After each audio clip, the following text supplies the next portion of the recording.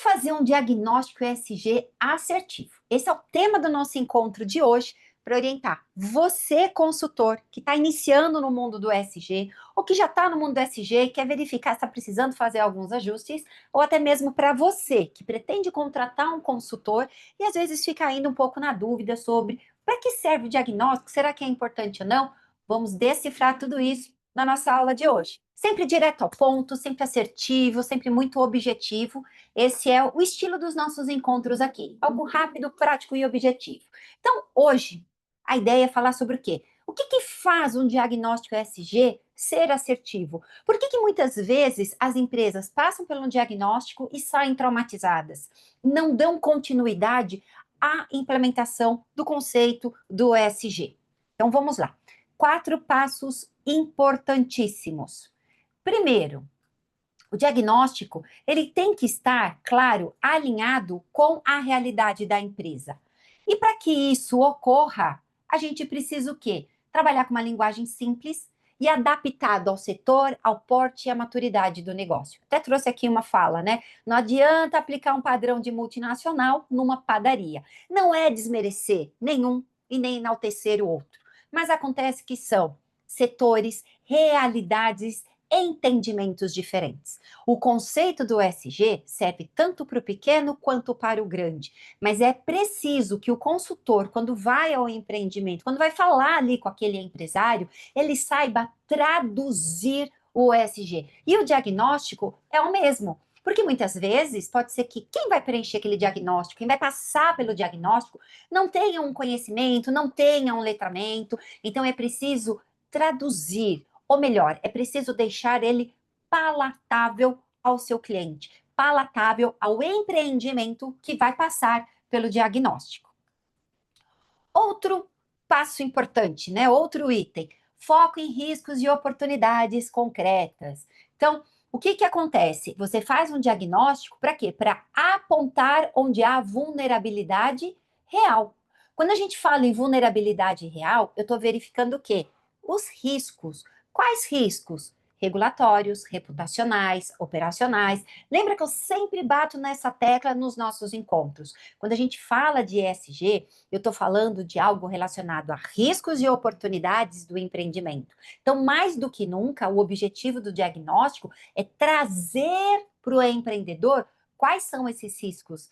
É ele entender, ele compreender melhor aonde que está a sua vulnerabilidade. É claro que as oportunidades a gente também vai apresentar. A gente sempre quer o quê? Melhorar, amplificar as oportunidades. Mas o mais importante ali para o empreendedor naquele momento, o que é? É a sua vulnerabilidade. Então, sempre ter em mente que quando a gente está fazendo aqui o diagnóstico, qual é o meu objetivo lá no final? Apresentar algo palpável para o cliente que ele entenda aonde estão os seus riscos, tá? E não é inventar a firula. Esse é o objetivo, gente. O mundo hoje, ele é rápido, ele é objetivo. A gente está aqui toda hora falando, nossa, já foi metade do ano. Então, o empreendedor, ele tem fome do quê? De objetividade. Essa é a urgência dele. Terceiro passo, a avaliação, ela tem que ser estruturada naqueles 3 pilares que compõem o ESG, nos 3 eixos, no ambiental, no social e de governança. Eu entendo que você, consultor, muitas vezes, você vai ser fortalecido num desses pilares. É difícil a gente encontrar alguém que seja expert em todos os pilares. Sempre vai ter um que você tem uma maior facilidade por conta do quê? Da sua formação, da sua vivência e da sua experiência. Então, às vezes, a gente percebe diagnósticos que eles são muito mais concentrados num eixo, né? Muito mais parrudos, digamos assim, e os outros eixos ficam ali um pouco mais brandos. Então, a gente precisa o quê? De ter um equilíbrio desses 3 pilares. Então, quando a gente fala aqui do pilar ambiental, trabalhar a questão de consumo, consumo de energia, consumo de água, consumo de matéria-prima, os resíduos que são gerados, as emissões, emissões gasosas, emissões líquidas, né? Os efluentes líquidos, os efluentes gasosos, verificar aí as conformidades. Na área ambiental a gente sabe que tem bastante, não que não tenha nas outras, afinal de contas a gente vive no país da legislação, certo? Quando a gente fala aqui de social, eu estou trazendo exemplos não exaustivos, hein, gente? A questão da cultura interna, clima, diversidade, direitos humanos. Então, lembra, eu sempre dou a dica para vocês, verifica ali os standards, os frameworks que nós temos. Gosto muito sempre de trabalhar com a PR 2030, vocês sabem disso. Por quê? Porque é um documento brasileiro, é um documento que, no meu entender, está muito mais palatável para todos nós. E se você, consultor, pretende trabalhar com o pequeno e o médio, que é o que eu costumo trabalhar, a PR 2030 é uma ótima opção. Por quê? Porque ela está fácil de ser compreendida pelo empreendedor. As multinacionais normalmente vão trabalhar o quê? Com os estándares internacionais, GRI, SASB agora, junto lá com o IFR, o S1 e o S2, ok? Ou, dependendo da matriz, as diretivas europeias, certo? E de governança, a gente está falando aqui de trabalhar questões como ética, compliance, controles internos. A maioria dos pequenos empresários, né, dos pequenos empreendedores, a falha deles, o calcanhar de Aquiles está justamente aqui, controle interno. Então, ele executa muito bem, ele é bom na operacionalização, mas acaba falhando aonde? Nos controles internos, na documentação, ok? E, por último, aqui, um quarto passo, a captação de percepção dos stakeholders. Isso aqui é super interessante, por quê? Porque ele complementa o nosso diagnóstico. Então, a gente pode trabalhar aqui com entrevistas, formulários com os líderes, equipes, clientes, a alta direção, o dono da empresa, isso aqui é extremamente importante, porque ajuda a nós, consultores, identificar, ver onde há o quê? Desalinhamento entre discurso e prática. Gente, isso daqui é importantíssimo. Por quê?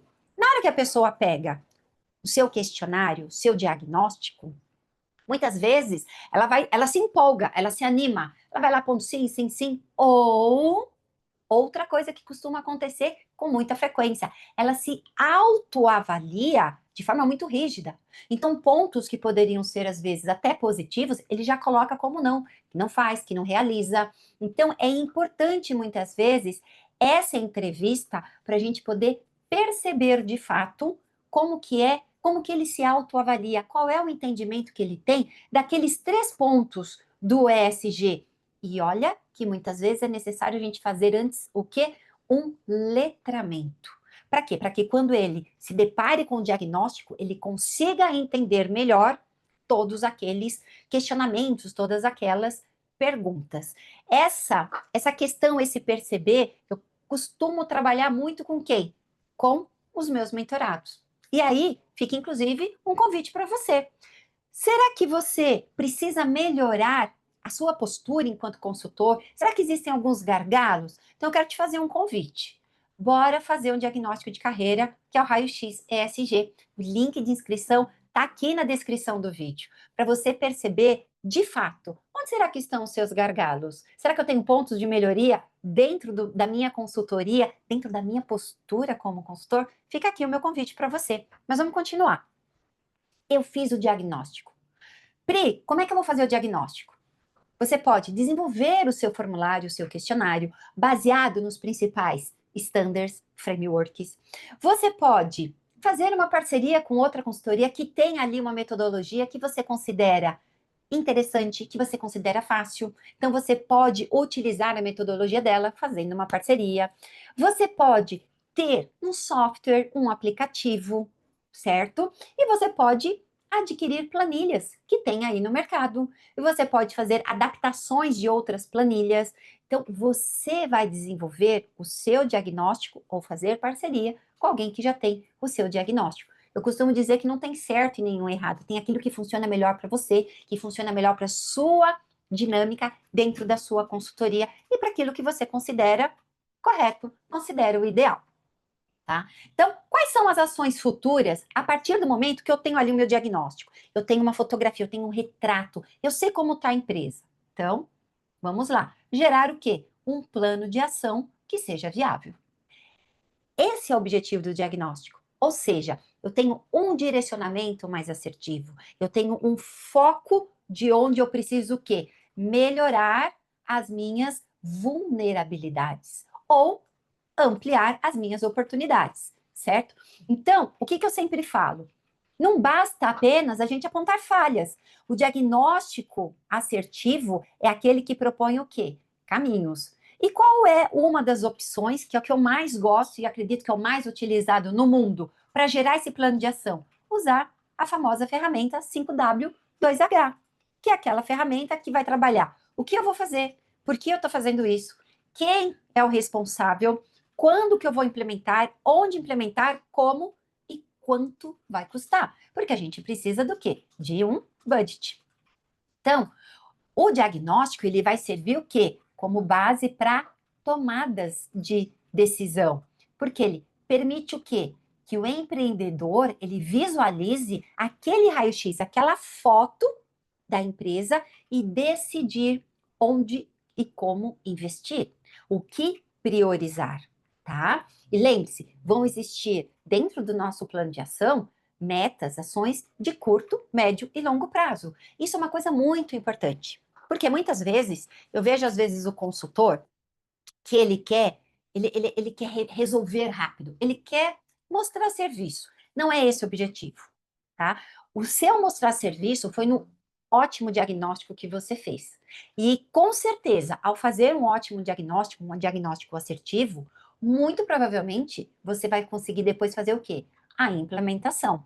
E na implementação, você respira fundo e com muita objetividade, com muita maturidade, você vai propor essas ações de curto, médio e longo prazo, certo?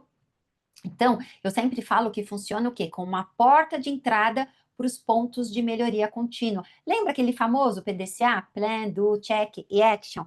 O SG também é um grande PDCA, mas ele está focado aonde? Em reduzir riscos e ampliar oportunidades, certo?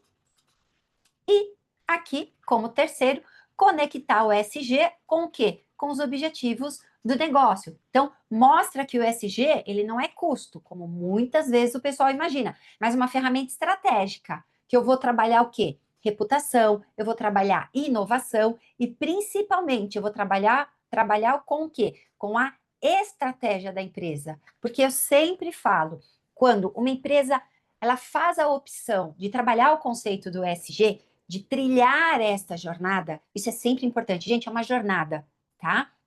Uma jornada que está sempre melhorando, melhoria contínua. Eu vou fazer isso por convicção, por comprometimento ou por constrangimento. Ou seja, o meu concorrente está fazendo e eu não estou fazendo? Vai ficar chato, né? A convicção, porque sabe que isso vai trazer pontos de melhoria para a empresa, e o comprometimento. Pô, não era o que eu queria, não sei se o resto está fazendo, mas eu estou o quê? Comprometido com o quê? Com a minha melhoria contínua, certo? E aí o resultado disso é claro, né?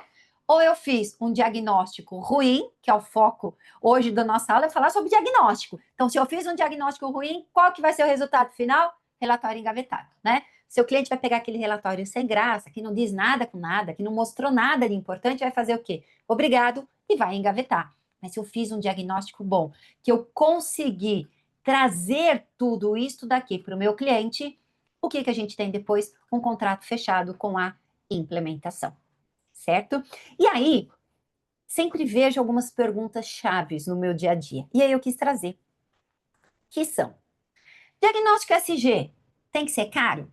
Tenho consultores aqui, tenho empreendedores, tenho pessoas que estão trabalhando e que vão implantar, né, ou estão contratando um consultor para implantar um SG. Então vamos lá. O que é caro e o que é barato? Complicado definir isso, né? Mas não, ele não tem que ser caro, ele tem que ser o quê? Útil. Então, você, consultor que está aqui assistindo hoje a aula, comece com algo simples e vai evoluindo. Primeiro, você, o ideal é você ter níveis para o seu diagnóstico. Porque veja só, o diagnóstico numa empresa pequena, ele tem o quê? Uma demanda de horas, de energia e de comprometimento seu. E se eu estiver falando de um diagnóstico de uma grande empresa? Então, eu sempre falo que o que é caro e barato é relativo. Vai depender o quê? Da quantidade de horas que você, enquanto consultor, vai precisar disponibilizar para esse projeto. Ok? Outra, quantas perguntas o diagnóstico precisa ter? Nossa, isso daqui é um clássico na vida da gente, né? Então vamos lá. O suficiente para gerar clareza. Pode ser 20 bem pensadas. Trabalhando num cenário bem simples. Trabalhando num cenário de repente, microempresas. Mas, se eu vou trabalhar com um diagnóstico que seja um pouco maior, mais parrudo, como eu costumo brincar, que tem ali mais estrutura, se nós falamos que na PR 2030 eu tenho ali 43 critérios para avaliar dentro de uma empresa, eu posso partir do pressuposto que pelo menos 43 perguntas a gente vai ter num diagnóstico. Gente, diagnóstico, ele não é simples. Se eu preciso avaliar riscos reputacionais, legais, operacionais, vocês concordam comigo que não são duas, três perguntinhas, certo? Então, o que que ele precisa? O suficiente para gerar clareza e gerar o quê? A resposta. Você conseguir fazer a fotografia real do empreendimento, tá? Posso aplicar um diagnóstico por formulário? Sim, mas é sempre importante você combinar o quê? Conversa ou visita técnica, aquilo que eu falei logo acima. É importante você ver se quem está respondendo, de fato, tem o conhecimento adequado para responder o seu questionário. Mas, Pri, como é que eu faço esse questionário? Pode ser um Excel, pode ser um Google Forms, pode ser, como eu falei, um aplicativo, um software, e que aí já libera um link de acesso a uma plataforma. Então, você vai verificar o que é melhor para você, certo? E devo utilizar o modelo pronto? Sim, você pode usar um como base e você vai adaptando ao seu cliente. Você pode ter o seu modelo, a sua metodologia e que você vai adaptando. Ou, como eu falei, você pode fazer parcerias com outras consultorias e adaptar. Existem também diversos outros modelos que a gente tem aí disponível no mercado e que você consegue adaptar. O importante é você ter sempre o bom senso do diagnóstico conforme porte e setor do empreendimento que você estiver analisando, ok? Acho que eu consegui tirar todas as dúvidas. Existem dúvidas? Sim ou não? Vamos olhar aqui no chat. E se você que está assistindo essa aula depois tiver alguma dúvida, deixa aqui na descrição que eu vou ter o maior prazer de responder. E, aliás, eu te faço aqui um segundo convite. Responder ao NPS que está aqui na descrição do vídeo. Por quê? O NPS me ajuda a construir aulas cada vez mais assertivas, que vai ali, ó, direto ao ponto da sua dúvida em relação ao SG. Porque esse é o objetivo do Segue SG, do nosso encontro semanal, toda segunda-feira, às 19 horas. É ali, direto ao ponto, mostrando de forma objetiva e direta como transformar o seu empreendimento através do ESG. E eu te espero aqui na próxima aula. Até lá!